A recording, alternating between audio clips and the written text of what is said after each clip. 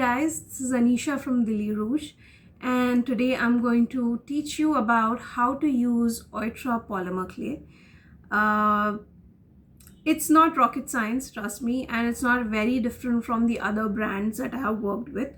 But yes, there are a few tricks because the consistency is slightly different from your regular clay like the Primo or the Sculpey, but it's as good as those brands and easily available in India, and that's why I thought I'll make this video on how we can make clay more accessible to larger number of people.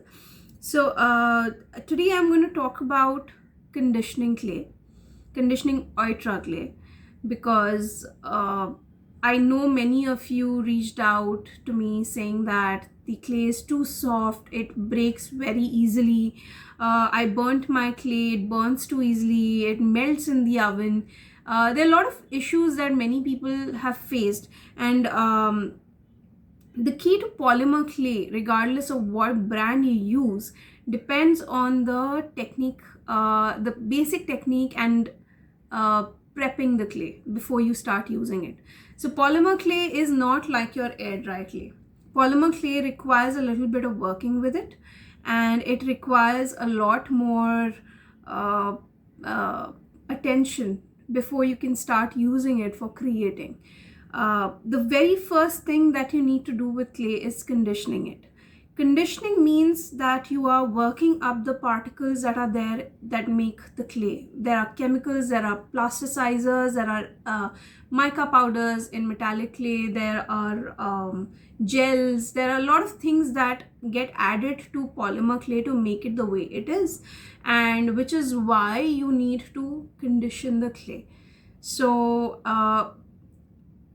I know Oytra says that their clay is already conditioned and it's pre-conditioned clay and you don't need to condition it, but I will still insist that you guys do condition it a little bit before you start working with the clay, because conditioning at least ensures the longevity of your product. It will not break that easily, it will not be brittle, it will bake correctly, it will not have cracks on it, it will not have bubbles on it. So conditioning helps in reducing all those issues when you create creations, and it won't be a shock to you after you bake and your creation does not look like how you put it into the oven. So coming to the oven, many people said that I have tried boiling Oytra clay and microwaving it, and I would insist, please do not try all those things. Please do not try microwaving your polymer clay or boiling your polymer clay, because there are certain there's a certain temperature and certain amount of time it needs to be baked at to be cured. You need to bake polymer clay and you need an oven for that. Without an oven, I would suggest not to try curing your polymer clay. It can release toxic fumes if used inside a microwave, because a microwave does not cook clay the way an oven does.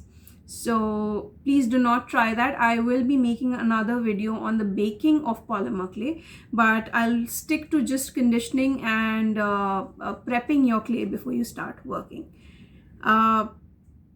What is conditioning? Conditioning is just awakening the particles inside your clay, right? If your clay has been kept for too long, and trust me, clay never gets old. You can use clay as old as 1 year or 2 years old. People have used clay that has been lying around for years. So clay does not get old. Yes, the plasticizers and the chemicals tend to coagulate over time. So, which is why you'll have to condition it far more to activate that clay if it's been kept for too long. And Oytra says that it does not require conditioning, but even if it is conditioned clay and if it's kept for too long, say for years or for weeks or for months, I would recommend that you condition it nonetheless. So just to activate your clay, you need to condition it, and I will be using two colors. One is the forest green. These are the 250-gram packs, which is like half used now. This is the light skin color and the forest green color that I'll be using. and I'll be showing you the difference. Why these two colors? Because I personally felt that these two colors have very different consistencies, and it's just a very good way of showing you the difference in the consistencies in the two different colors. And I'm not preferring one color over the other. I'm just telling you that any brand for that matter will have different consistencies with different colors, and there's a way of handling that. Sometimes the clay can be too soft, and you can definitely have a way around working with that clay even if it is too soft, and I'll show you how to do that. So let's talk about Oytra clay today and the best way to use this particular clay. Now, before I get into how to use this or the basics of using it, let's see in what all formats you get this particular clay. I'm just talking about the solid clay and not the liquid clay in this particular video, because that is one of the most commonly used forms of Oytra clay that you will start with if you're a beginner. And if you're an absolute beginner, and for especially for kids, Oytra comes with this 24 color box. I think it's a pretty neat set of clay pieces that you might get for small kids. If you want to get your child started, I think it's a perfect gift. And it comes with these 24 colors with a guidebook with a lot of ideas in it of how and what you can create out of these clay pieces, and plastic tools and some accessories, some charm findings that might help you create whatever you want to create. You can create keychains or pendants or earrings or hair clips, or whatever you want to create, you can create using these. So yeah, there's this 24 color which comes with 24 colors of in this size. I think it's what's the size of these? I don't know what the size of each clay is, but yeah, I personally feel that this is more than enough to get you started if you're a child and you don't have to bother about mixing shades out of the primary colors, which is how usually most clayers work. And the mixing part is totally taken care of, and you get like so many options in a same color. Like, look at the gradients that you can create out of this. You can create quite a range out of a similar color spectrum. So that's the 24 color box. Then you have the 250 gram, and I think you also get a 500 gram block. I don't have that at the moment, but you have the 250 gram pack, which comes in a lot of colors. You can just go check out their website. And then you also have these smaller blocks, the ones that are very similar to your Primo blocks. I think it's pretty much the same amount of clay if you measure it. And yeah, so you get the metallics in this form. I don't think you get the metallics in bigger blocks. You get the metallics in smaller blocks, but the other colors you get in 250 and 500 grams as well. Now, coming down to using this clay, I know for a fact that the 24 color box, many have complained that the clay is too soft to work with. Now, there's a trick to that, in fact, any brand that you go with will always have some tricky shades in them, always, because polymer clay is made up of a lot of things. It's not just clay, it's plasticizers, chemicals, colors, certain more additives to make a color look like something else. If it's a metallic clay, it'll have mica powder. So all that works together to give a particular consistency to the clay. So I know for a fact some of the colors in this box are a little too soft. Once you start working with them, they become a little soft. So there's a workaround for that also, and I'll come to that. But you don't have to fret if the clay is too soft. There is always a way around making it work for you. But I know for a fact the metallic colors, the translucent and the glow-in-the-dark clays are not soft. They're actually very, very workable, very easy to work with. And I'll show you the consistency of these as well. Just a second. I'll just get rid of this. Oytra comes in a lot of varieties and sizes. They have this 50 gram, they have the 250 gram, pack. They also have a 500-gram pack. I don't keep the 500 ones for the simple reason that it becomes old if I keep it for too long. So the 250 and the 50-gram and 100-gram packs just work fine for me. And they also have a lot of varieties. They have the metallic clay, they have the regular colors, they have a lot of varieties and colors as well. Very different from the Primos and the Sculpies and the Fimos. Their color range is very different. I think they are more they have very similar colors to brands like Nara and the brands that come from Thailand and Singapore. So different colors have also got different consistencies. I know many of you people out there have tried Oytra and have found it to be too soft. That's actually true for certain colors in Oytra, and I would say to be fair, even Sculpey and Frimo and Fimos have colors that are a little too soft or leave a lot of color on surfaces.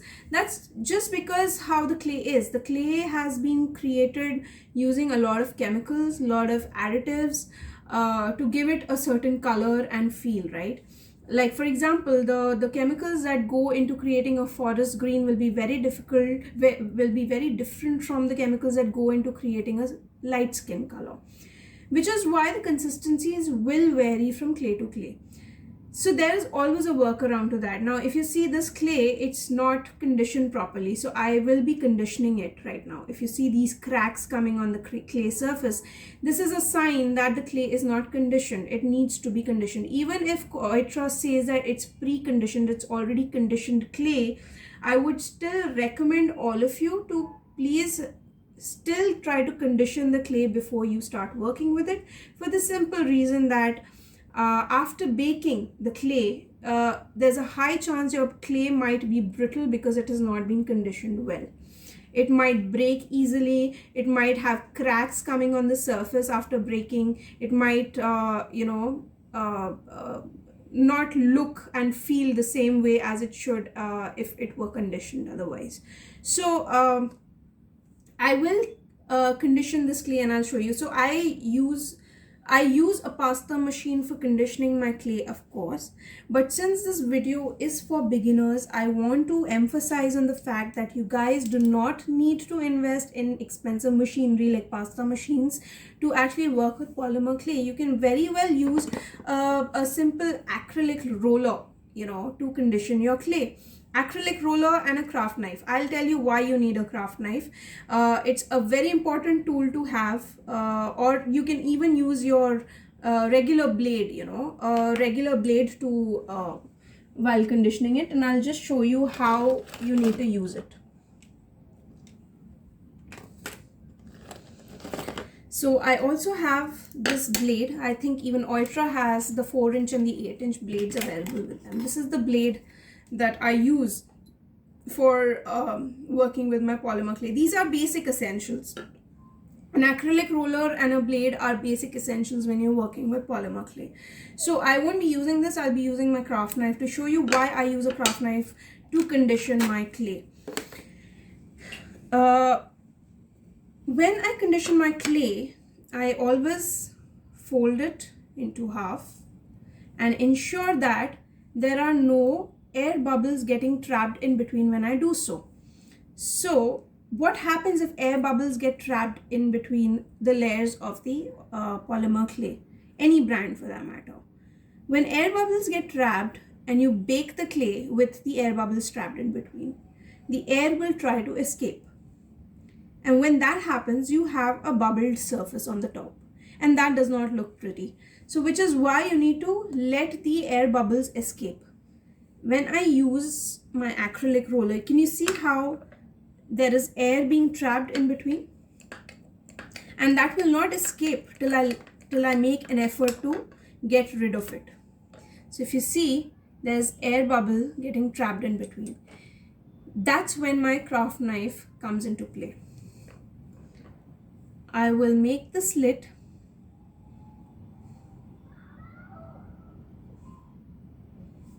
and ensure that all the air is escaping while I condition my clay. Because if I don't do this, my final product will be full of bubbles and an uneven surface, and that will not be a very pretty thing to look.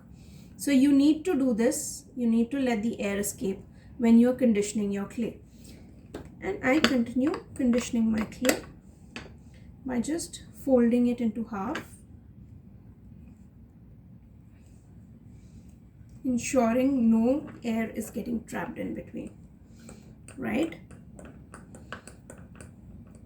And you need to keep doing it as many times as possible so that the least amount of air gets trapped in between layers, right? And that's how I do it.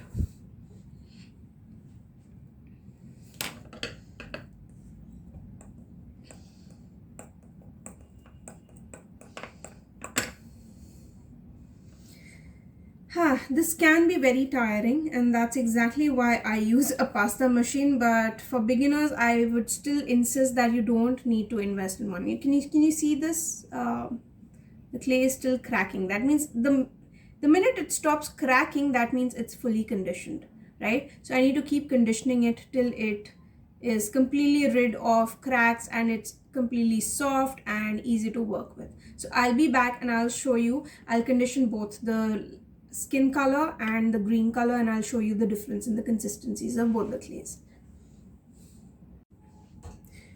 Okay, so I'm back now with both my clays conditioned completely. You can look at how beautifully they're conditioned, right? And you can see that the green has actually left some residue on my surface, which I will actually get rid of, because let's all promote a clean workspace. In real life, my workspace is never this clean, by the way. It's just for the video, but yeah, what the hell. So see, this green has left some residue, whereas my light skin has not left any residue, which is what I was talking about. Different clays have different consistencies, and there is nothing bad about that, because that's how it is. No matter what brand you use, you will have different consistencies for different colors, no matter how hard you try and what brand you use. So if you see, both my clays have been conditioned and passed through a passer machine at a thickness of 4. That's the thickness for, it's the same thickness for both the clays, and there are no cracks happening, if you can see, which means it's completely conditioned properly.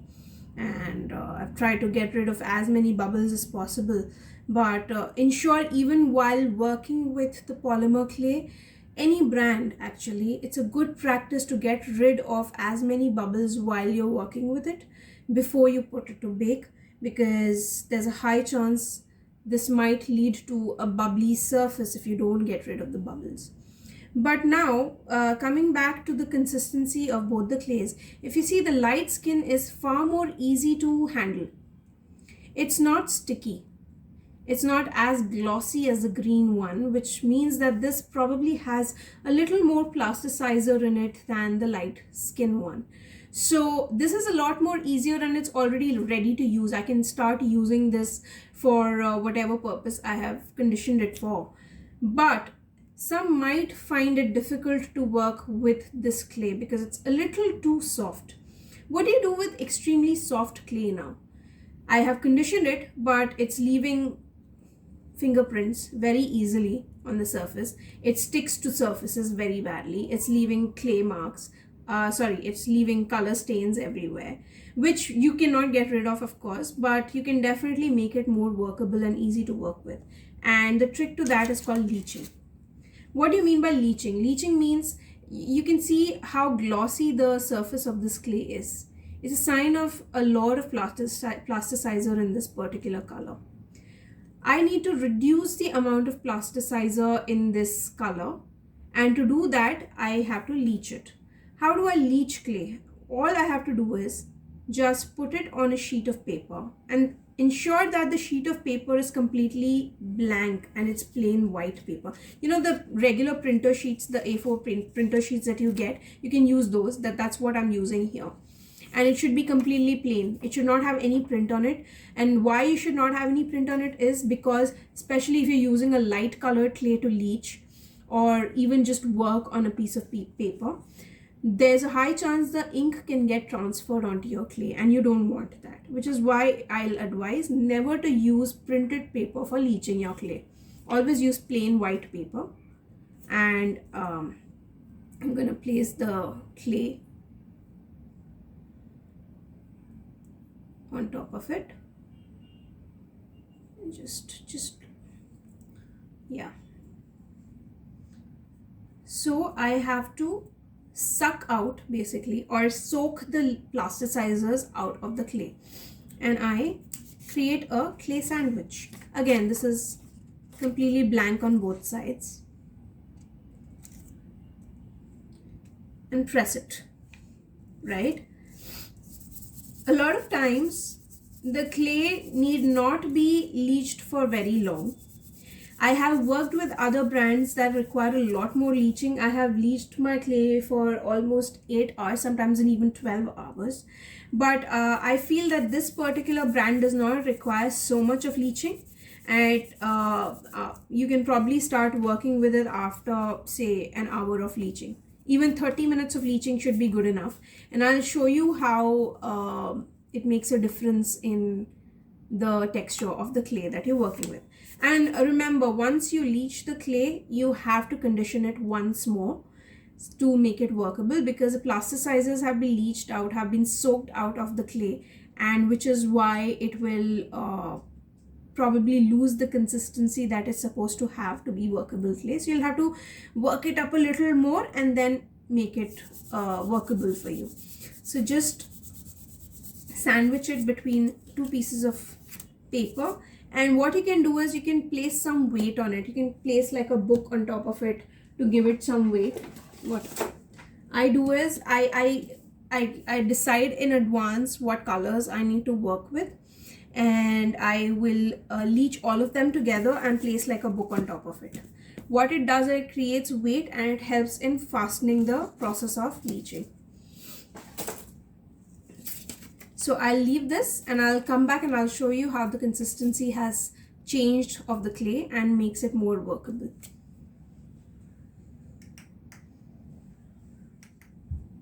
Okay, I'm back now, and as I showed you that this was the conditioned light skin color, which was pretty much workable already after conditioning, and we had a slightly different consistency for the green that we used, right?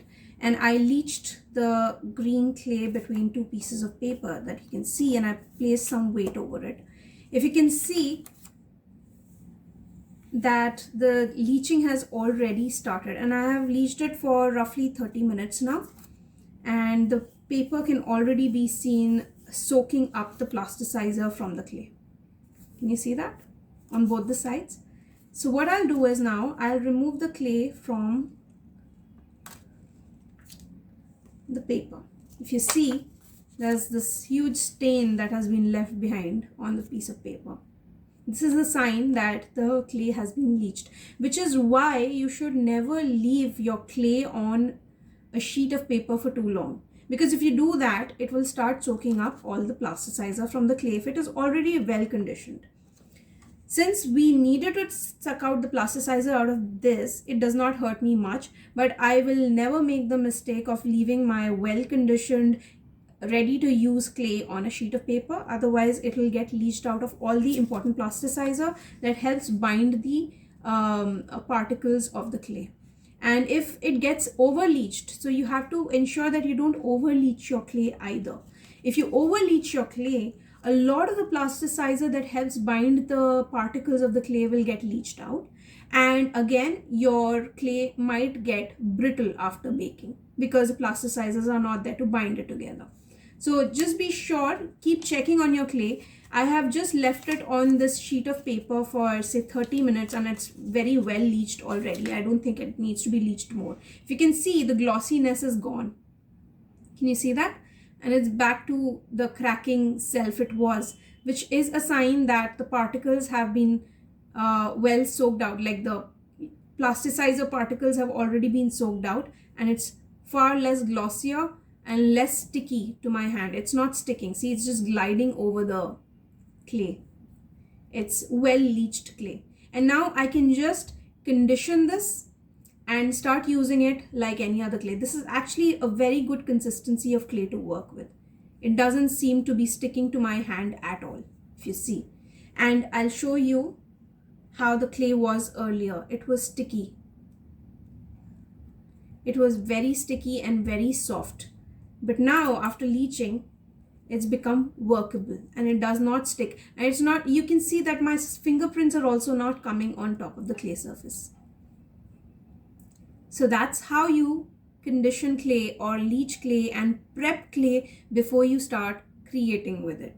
Unlike air dry clay, you have to prep your polymer clay before you can start creating with it, so that it's a far more enjoyable process to create with polymer clay. And after you bake your products, they last longer, they are not brittle, and they do not break that easily, and they do not leave any bubbles on the surface. So I would request all of you who use Oytra or any other polymer clay brand out there, please make it a practice to condition your clay before you start using it. Thank you.